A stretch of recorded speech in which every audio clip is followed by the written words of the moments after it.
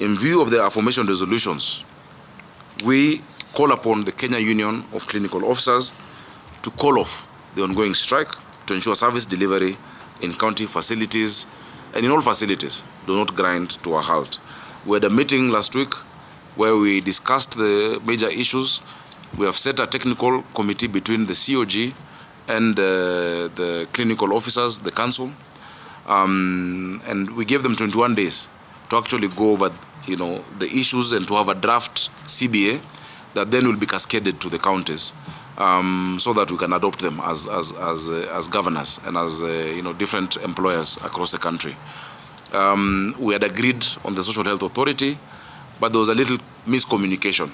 Then they thought that we've moved back on our word, and that's why today, even this statement, I am signing in front of you, and the PS is going to sign as well in front of you, so that you can show our clinical officers that we care and that we mean our word.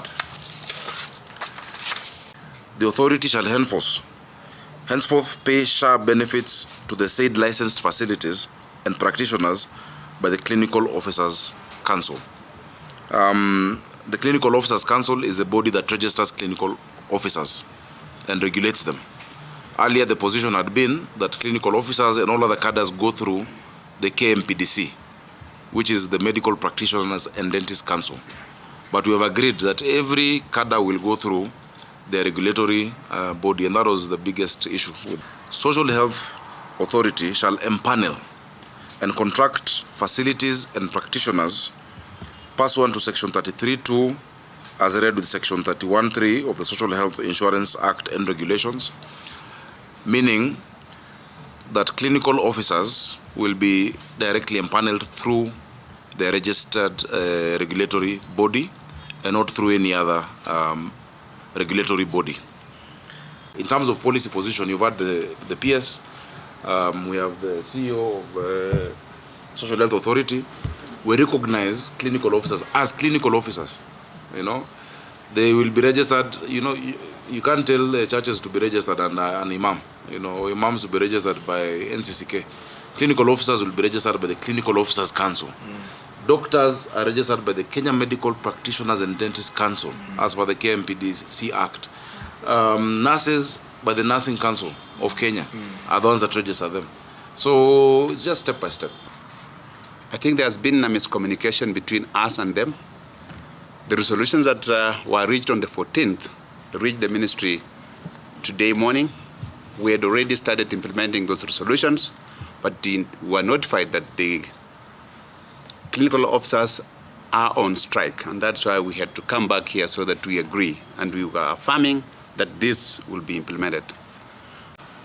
We want to confirm that indeed these resolutions will be implemented with immediate effect, and starting this afternoon, we are going to call on the Council of Clinical Officers to report to the Ministry of Headquarters through their chief officer, so that we can start engaging with the DHA. There is no doctor who should pre-authorize for a clinic officer. Let them be responsible for the action that they do. And that will streamline the services so that everybody can be responsible. We do not want to go back to what we had in NHIF, where facilities had claims using other people's licenses because we didn't have a system that was working. I'm happy that the Digital Health Authority is here, and they have promised that we'll be able to provide a network or a system that is going to be connected to all clinic officers who will be given the empanelment, so that we have one communication through the digital highway that is visible to everyone who is in the system, so that we do not have any gray areas and hidden corners. Because when you tell clinic officers you cannot pre-authorize them, or you don't give them authority to be able to treat and be paid, they had to use the registration of KMPDC, who are doctors, and to me that is fraud. Because if a clinic officer is using a license of a doctor, and then it's not the doctors who are treating, then it means that that doctor is the one who is responsible for anything that will happen. And that is why it is important to give them the rights directly, because they are the ones who are offering those specialized services in the level 2s, the level 3s, and sometimes level 4, because there is no level of facility in Kenya that you cannot find a clinical officer. And that is to mean everyone to carry their own cross. There will be a meeting this afternoon between the Clinical Officers Council, which is the body equivalent to KMPDC, and we start the journey on how we can be able to empanel the clinical officers. It's not a plug and play. It will be an effort in futility to tell them they will start treating or being given rights authorization today when the systems are being put in place. That is why we are saying it may take maybe a few days. It is not necessarily 2 weeks. It could be a week. But once this process kicks off, which is this afternoon, then there's no reason why they shouldn't go back to work, because what they have asked for is already in the pipeline, and they are involved in implementation to be able to achieve what they wanted. And therefore, the fact that it's starting today in the afternoon and they will be involved is already an evidence that what we have promised them is already being done. Last week, actually, we met on 14th. We never had any media brief, but we had a very comprehensive meeting with the KUKO. And as far as we were concerned, there was not going to be any strike until they misunderstood what was communicated by the SHA CEO, which they never got and never asked questions on what exactly does it mean. Does it negate what we discussed that day? So I would say this trigger for the strike today was simply because of wrong perception or misunderstanding over communication. It is possible for clinical officers to be given the pre-authorization and also to be empaneled and contracted to be able to offer services. For SHA to succeed, and also the universal health coverage in Kenya, we must cover all facilities in the country. It is common knowledge that levels 2s and 3s, where the majority of Kenyans normally start their journey to healing, is usually manned by clinical officers and nurses. And therefore, to leave clinical officers from the list or of authorized personnel to be able to pre-authorize the activities or rather the treatment that should be done to the patients, it is to mean that we start treatment at level 4. And that is why we are happy that SHA and the ministry are here, and we have agreed in principle, both Council of Governors, who represents over 95% of facilities in Kenya, that we will enable these clinical officers to be able to access the services directly. For that reason, therefore, there is no reason why clinical officers cannot go back to work.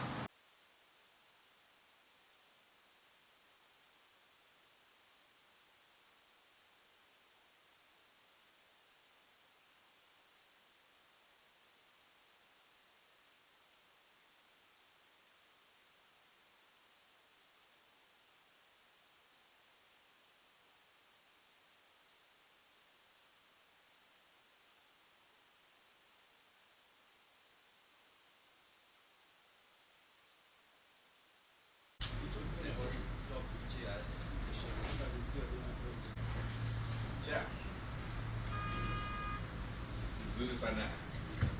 Anakulia. Kama tuko kusaidia hapa. Let's start the meeting. They are coming at it on I agree with you. The staff made commitments.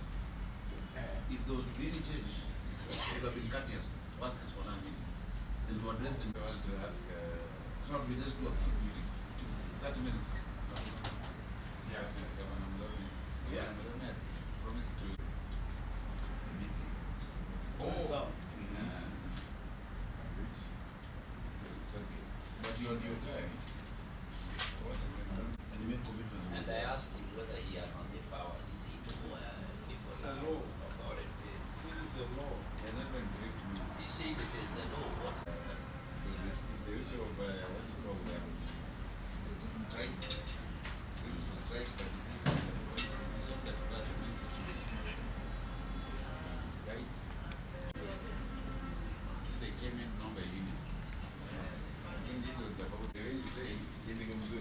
Let's call the meeting to order.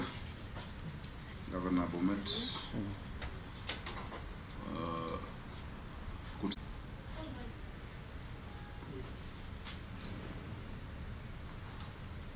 We want to have a very quick meeting.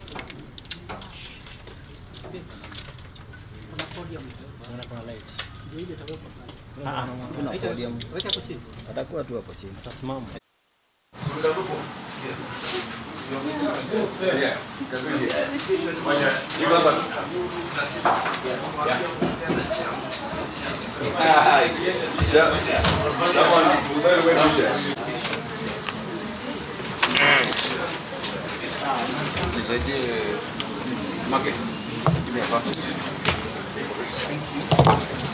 Pia ni education. No, tumalize yetu tu.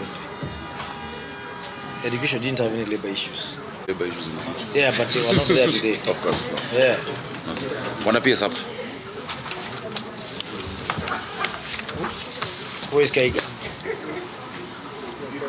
Keep this off and use your mics, yeah? Yeah. Nashikanisha hizi vitu najua. So they pick. Education. Let's we finish with health first. Please, let's settle. Let's settle. Sorry? Let us settle. Okay. Thank you, members of the Fourth Estate. As read out the resolutions of our consultative meeting between the Ministry of Health and the Council.